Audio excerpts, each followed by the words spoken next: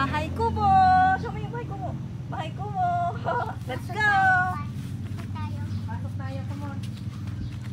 Wow! Toys! It's toys! Toys agad din kinor mo eh. So ito yung parang ano namin, ano ba, veranda, terrace, ganyan. Nilagyan lang namin ng, nilagyan ni mama na itong grass na nabili lang namin online. It's a push car! Ano din siya. Tapos nandito yung mga toys ni Gray Gray na galing sa bahay. Ayun lang, naka-solar din pala dito. Solar, yung ano namin. Tapos ito yung bahay kubo. Dati wala to. Wala to, bagong ano lang to, bagong lagay. Ito na yung mismong bahay kubo. Let's go. Let's go dito. Yes. Ito, na-tour ko na to dati. Na-tour ko na to dati, pero hindi pa kasi fully okay.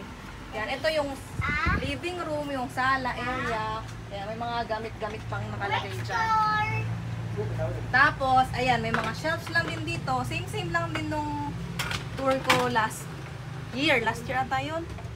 Tapos, oo, last year. Tapos, ito yung kwarto.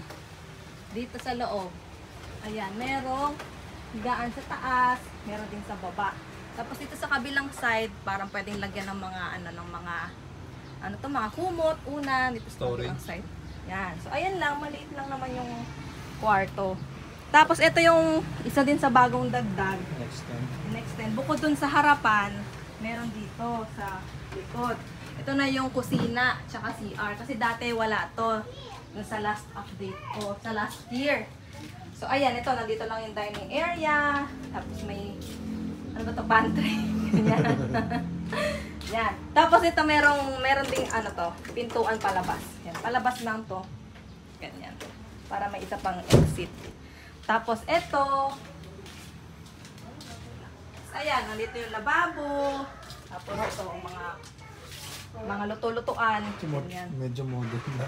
Yan, dito sa part na to medyo naka-tiles na, naka-kahoy na. Tapos ito naman yung CR, nakahiwalay yung toilet, tsaka yung liguan. Yan, hindi pa rin masyadong tapos. Pero kalahati lang talaga yung pinatiles ko dyan para tipid. Tapos ano na lang to, pipinturahan. Kita ba yung loob? Yan. Tapos dito sa kabila, yung liguan. Yan. Yan lang, simple lang yan. May shower, tapos meron ito, nabili ko lang din to online. Yan. Ganyan. Kalahati lang yung Ayan. Hindi pa masyadong tapos, pero unti-unti lang, at least, na siya. Buo na. Tapos mga finishing na lang. Ayan, mga gato na lang. I-finish na lang.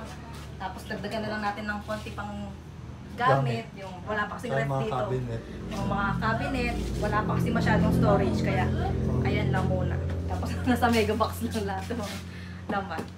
So, ayun lang. Tapos dito sa gilid, may mga tanim-tanim si Papa dyan.